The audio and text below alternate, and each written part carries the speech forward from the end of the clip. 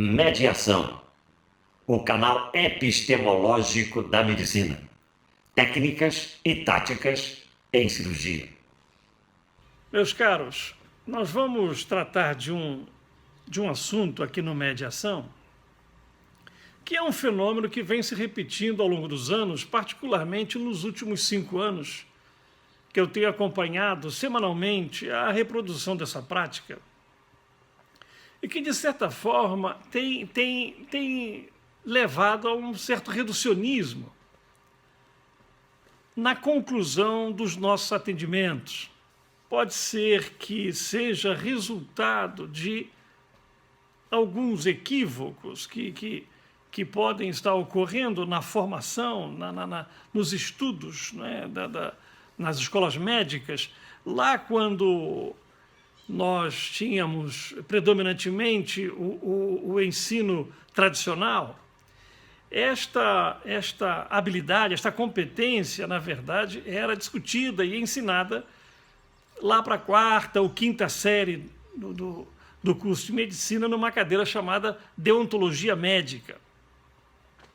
Depois, com o advento do aprendizado baseado em problemas, eu tenho a impressão que esta competência não tem sido discutida de forma a ser implementada, né, a ser praticada, né, pelos estudantes e até pelos egressos, pelos formados mesmo.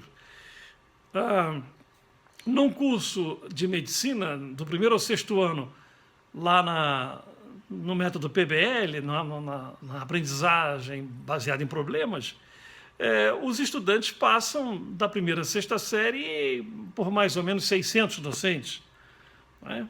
Se nós contarmos com preceptores, internos, residentes, os contatos, né, nos cenários, aí pode até passar de mil influências de ensino-aprendizagem. E acredito que, neste aspecto, né, os docentes e até mesmo todos os contatos de aprendizagem estão achando que o colega já falou sobre isso, já tocou no assunto, e não tocam e não falam especificamente como eu acredito que precisa ser falado. Então, esta coisa tem se reproduzido, né, com muita frequência, para não dizer quase que absolutamente, em todos os casos, na maioria absoluta dos casos que eu tenho acompanhado, né? E, na verdade, depois de uma anamnese muito bem feita, detalhadíssima, né, depois de um exame físico dedetivesco, né, em que procuramos sinais que possam identificar esta ou aquela patologia, depois de um exercício intelectual vastíssimo, né, nos diagnósticos diferenciais, depois dessas informações todas, os exames complementares, chegarmos a uma hipótese diagnóstica, né, e estipularmos um tratamento, estipularmos uma terapêutica. É aí que o fenômeno está se dando e se repetindo, né, na hora de fazer um receituário, né. Este formulário, o receituário médico, ele, a meu ver, precisa atender, né, a alguns preceitos, digamos assim. Não é? Primeiro, o preceito místico, não é? Quer dizer, o cliente precisa sair acreditando que ele ficará curado, que vai cessar sua dor, enfim. Ele precisa levar aquelas informações, a receita, não é? De forma a acreditar nela, que tudo vai dar certo, não é? A outra vertente é a mitologia, não é? Quer dizer, desde Hipócrates, não é? Desde os médicos da antiguidade, que essa transferência escrita, não é, das informações de receita, de remédios, de drogas, de orientações e tal, tem se reproduzido ao longo dos anos, da maneira tal que componha, não é, o atendimento médico como um todo, seja no consultório, seja nas enfermarias, nos ambulatórios, enfim. Então, o receituário, a meu ver, é uma peça fundamental, é uma peça muitíssimo importante, que é a conclusão final de todo o exercício intelectual e da arte médica, não é? E, na verdade, ele tem se traduzido em um traço, um traço volumoso. No método tradicional, lá na cadeira de deontologia médica, na verdade, era ensinado como que se fazia um receituário. Agora, no método baseado em problemas, do ensino baseado em problemas, no PBL, é muito mais, digamos assim, muito mais propício ao aprendizado desta técnica, que na verdade é uma técnica médica também, não é? E lá nos tutoriais, que é um dos eixos importantes do PBL, o estudante tem a oportunidade, diferentemente do ensino tradicional, em que ele é passivo durante 6 anos, ou pelo menos durante 4 a 5 anos, efetivamente passivo, recebendo as informações dos docentes que vão à lousa, que passam as transparências, ou seja, que informam a eles. No PBL, não. No PBL, ele tem uma ativação, uma participação ativa nesse processo. E nos tutoriais, ele tem a oportunidade, durante 5 anos, né, exercer meta-atitudes que, na verdade, vão compor, né, esta formação. Nos tutoriais, quando ele é participante dos tutoriais, ele tem a oportunidade, durante vários anos, 4 anos efetivamente, no mínimo, né, de treinar, de ser competente no ato de emitir opiniões, de participar com voz clara, com uma dicção inteligível, não é? Da exposição das suas ideias, daquelas referências bibliográficas das quais ele extraiu as suas informações. Então, quando ele é participante nos tutoriais, ele tem a oportunidade de, ao longo de anos, ter a introjeção, né, dessas meta-atitudes que, na verdade, o vão treinando para um futuro, né, quando formado, ter boas oportunidades de participação nas sessões clínicas dos hospitais, de ter participação, né, da voz ativa nas reuniões de serviços, até nas participações políticas, por que não, nas reivindicações, etc. Então, nos tutoriais, quando ele participa, ele tem essa oportunidade de treinar essa fala, esse discurso, que precisa ser muito claro, não é? Que precisa ser um substituto da sua fala, que eu digo fala domiciliar, não é? Como ele falava com a família, enfim, com os amigos. No curso médico, ele precisa deixar-se substituir, né, por uma fala profissional, por um discurso profissional. E nisso inclui, né, na verdade, uma fala clara, né, uma fala, uma boa dicção, para que no futuro o cliente entenda muito bem o que ele está explicando, né? Além disso, quando ele participa, ele também tem a oportunidade de criticar os demais colegas, que é um aprendizado que no curso tradicional não tem, né? E ser capaz de receber críticas também, né? De absorver, de fazer reflexões a respeito das suas atuações. Isso quando ele é participante. Quando ele é coordenador, né? E os tutoriais têm lá os 7 passos e tem essa organização, né? Ora é participante, ora é coordenador, ora é secretário. Quando ele é coordenador, ele tem também a oportunidade, diferentemente do método tradicional, de, durante anos, treinar essa questão de como formatar uma apresentação, né? Uma meta-atitude que vai levá-lo, quando formado, quando profissional, a fazer também boas apresentações na residência, como construir as transparências, como formatar uma ideia lógica dos conhecimentos, como transferir aqueles conhecimentos para os colegas que estão participando do tutorial, não é? Como apresentar essas ideias, como ter síntese, não é? Como poder fazer com que os colegas também participem. Ele vai como coordenador dos tutoriais, delegando falas, né? Delegando e coordenando e orientando os outros colegas. Isso é um aprendizado fantástico, porque é um curso de medicina que propicia ao estudante também se familiarizar com as coordenações, não é? As futuras coordenações de serviços, futuras coordenações de hospitais, futuras coordenações de grupos, futuras coordenações de movimentos, não é?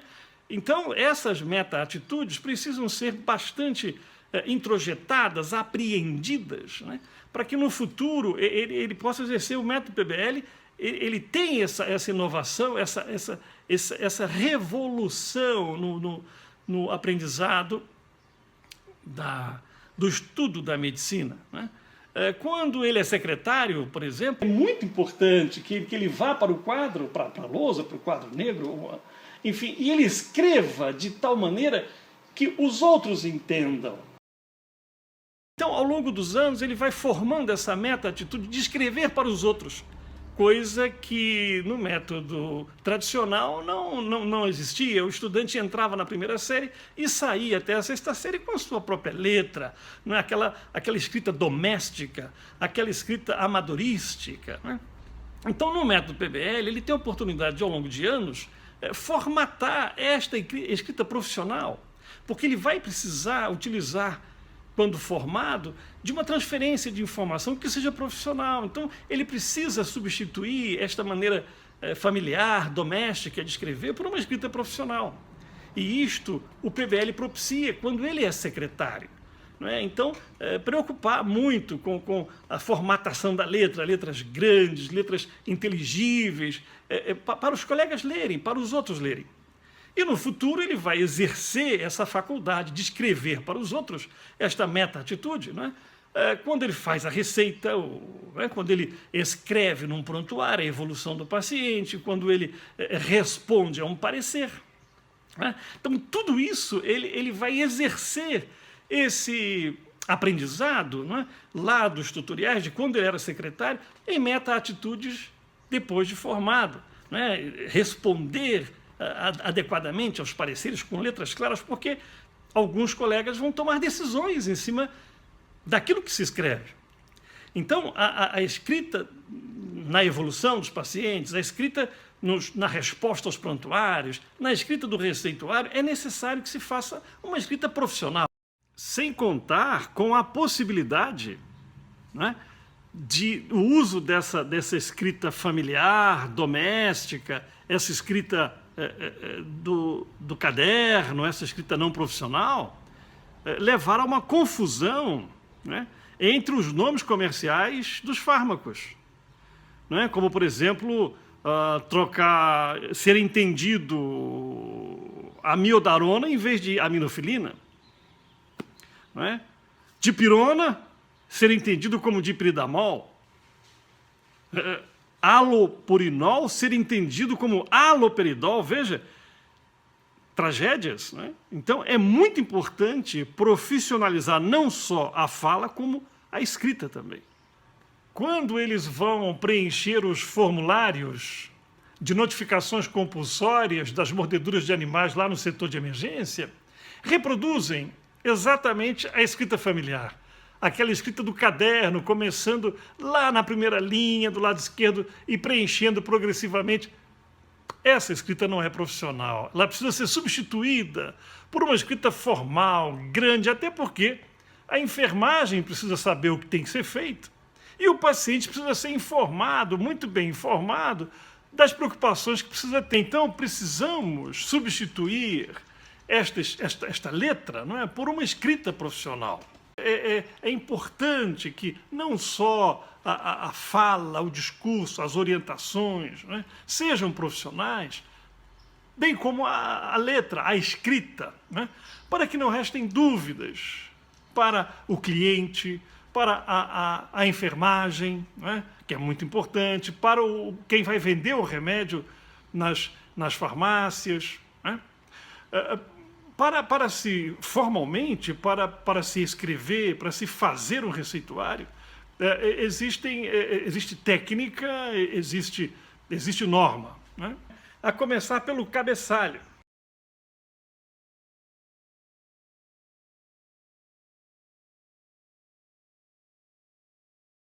Normalmente os receituários já têm um cabeçalho, né? A seguir, nós temos a superinscrição.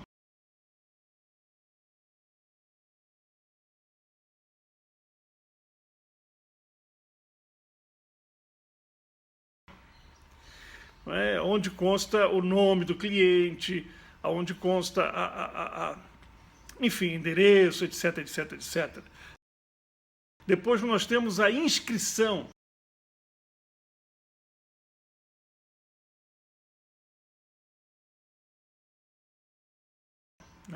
Que está lá o nome do fármaco. E os fármacos que sejam indicados para ali. Depois, a subinscrição. Essa subinscrição diz respeito à quantidade, às formulações cidrágea, comprimido, cápsula, enfim, seja lá injetável, intramuscular, endovenoso, subcutâneo, enfim. Por fim, temos a adscrição. A adscrição significa as orientações que temos que escrever no receituário. 3 vezes ao dia, 4 vezes ao dia, de 12 em 12 horas, 6 em 6 horas, e assim temos. E, por fim, a data, o carimbo e a nossa assinatura. Então, esta é a fórmula, ou a forma técnica de se fazer um receituário. Vejam bem, toda essa responsabilidade não pode ser traduzida em um traço. O traço que é o nada, a negação, o inexistente, o vazio. Vejam bem, meus caros, para ser médico ou médica, lidar com as fragilidades humanas, basta ser formado em medicina? Um abraço.